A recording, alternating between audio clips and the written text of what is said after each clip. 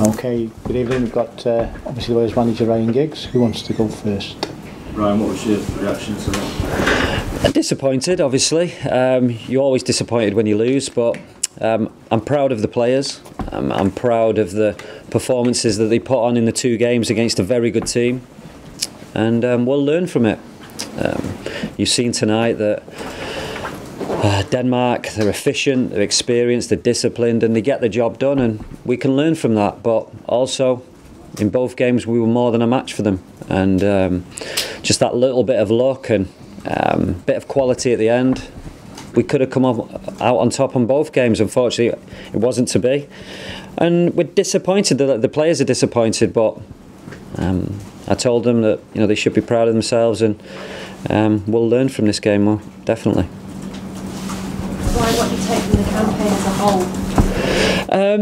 Well, we've got a lot of players, obviously, who have now got experience, both a great performance and a great win here, and also the disappointment. And like I said the other day, you can learn a lot, maybe more from the defeats, and we'll certainly do that. But all the experience that these young players have had in these games will stand them in good stead, going into the Euros, and that's what we wanted.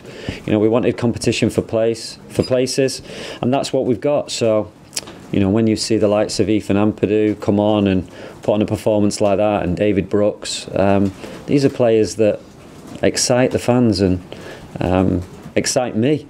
And there was parts, I hate losing, but there was parts of that which I really, really enjoyed, and just brushing up on the things that we can do better, that Denmark do. They're efficient, they know how to stop the game, they know how to wait for the right moments, and that's something we can learn from. But you only get that from experience, and they're a very experienced team. I'm going to say they've been together for quite some time now with the campaigns that they've done, and you're sort of making these changes. There is no fear in this group of players that you've got. So does that give you the hope and the attitude going forward now, despite the disappointment of finishing where you have tonight? Yeah. Overall in the campaign, lots of pluses, but things that we can learn from, things that we can do better. Picking your moments. You can't just go and score every time you attack. You've got to be patient sometimes on the edge of the box. You've got to know when you can push in a game. You've got to know when you can give cheap fouls away. These are things that we can learn, and Denmark do very well. And yeah, it all comes from experience, like I say.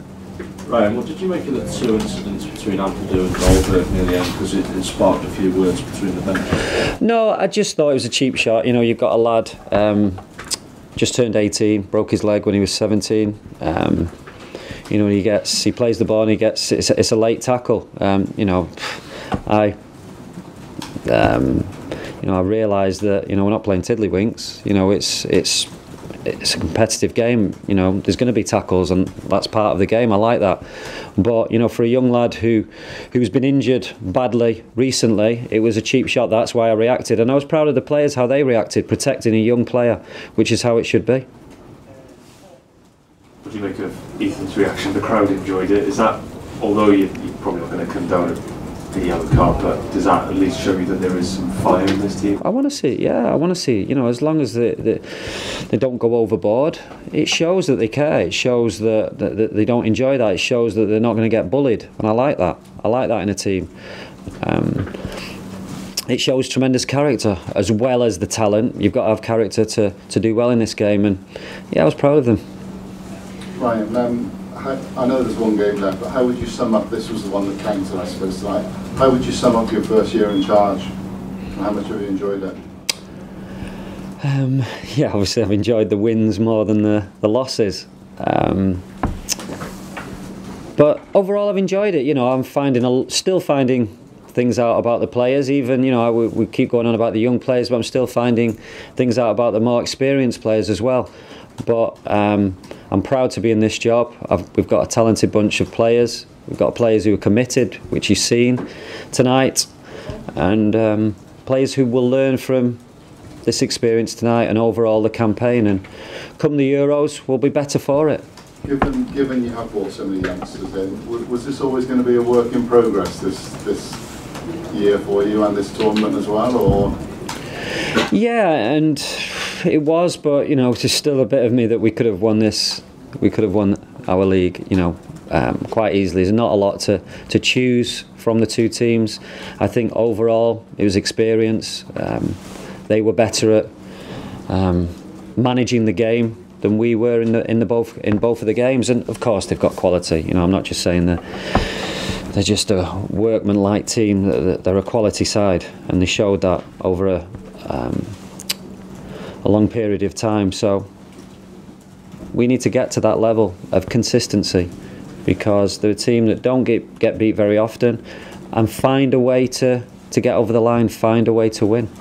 Right, how do you approach Albania in terms of maybe giving some other guys a rest? Yeah, it's a bit of juggling, you know, just see how the players are in the next couple of days, how they've reacted.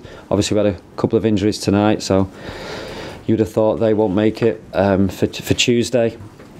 And there's also players, you know, who need a game, who I've not seen a lot of, and are doing well for their clubs. So yeah, we'll just have to see how the lads are in the next couple of days, and yeah, get ready for what will be obviously a tough game. It always is away from home, and yeah, hopefully get back on that winning track.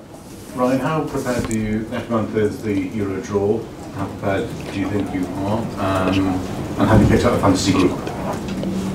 Fantasy group? What are you like in there? Not really, no, I've not thought that too far ahead, but no, I feel we're quite prepared. You know, obviously come March you don't know where the players are injury wise, but if everyone's fit, I'm more than happy that whoever we get will be competitive. And like I say, we'll learn from this Nations League. I've really enjoyed it. I think the players have enjoyed it, the fans have enjoyed it. It's captured the imagination. You've seen a brilliant game last night with Croatia and Spain, and there's been a lot of really good games, and very often it's the last game, anything can happen. You know, you can be relegated, you can go up. So I think it's been a really good tournament that I've enjoyed. Ryan, it's been your first competitive campaign, only 4 matches, but are there things that you've learned about the job during that period? Yeah, there is. Obviously, when there's a quick turnaround like we had in the first campaign, you know how you approach them games. It's very difficult to play with the same 11, and yeah, you know, just trying to. It's always a juggling act, trying to think a game ahead, but you still want to win the game that's in front of you. And yeah, like I said, I'm still learning about the younger players and the older players, and they're still learning, you know, how I want to play, how I work. But overall, I'm enjoying it. I think the players are enjoying it as well. Right, what's the hardest part for you as a manager, because you have obviously not many games in a year? The hardest part is that Saturday night before we meet up. You know, just waiting for the players to all turn up fit. That's always tough. And then yeah, there's a big gap now. So there's a gap now. We'll assess both the games, the training, the camps, everything that we've done well, what we can do better as a staff, and come March, be better prepared than we were, you know, September, and just keep improving,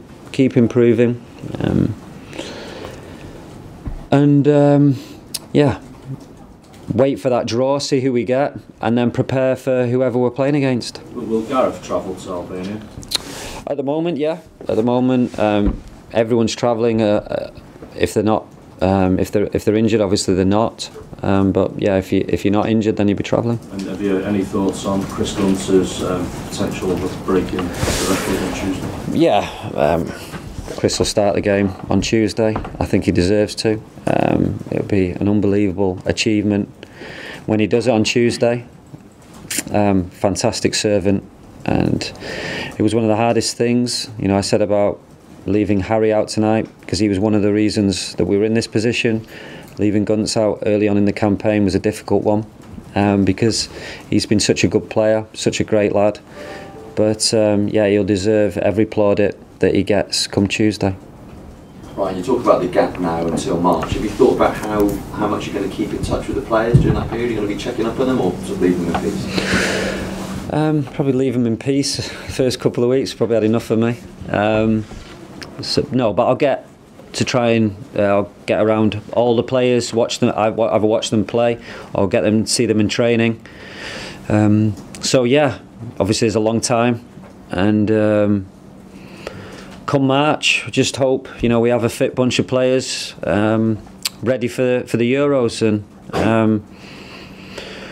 like I say, learn from these games. Learn from getting over the line. You can't just play attractive football all the time. Of course, you want to, but just digging out the results. We did it well in Ireland.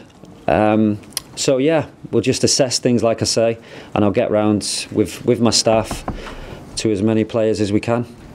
Ryan, from your experience, how do you rate the potential of David Brooks, and how excited are you by him as a player? Yeah, very excited. He's a player that I want to watch.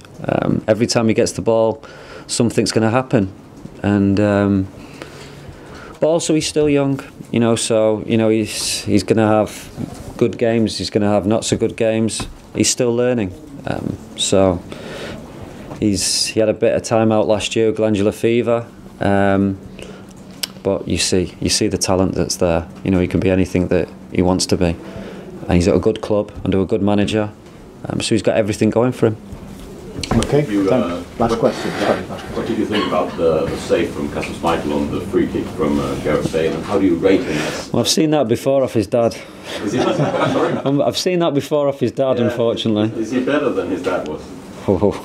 That's a statement. That's a statement. No, they're both quality keepers. I mean, but the save tonight was perhaps the difference, because if we score, then we maybe go on and to win that second. But that's one of the reasons why they get through. They get over the line. They don't give a lot of goals away, and of course Casper is a big reason for that, as well as a well-drilled defence, well-drilled midfield in front of them. They don't give many goals away because of the experience they've got and quality that they've got. And yeah, little bits like that tonight, that just shows that the quality that Denmark have. Okay, thank you. Okay, thank you.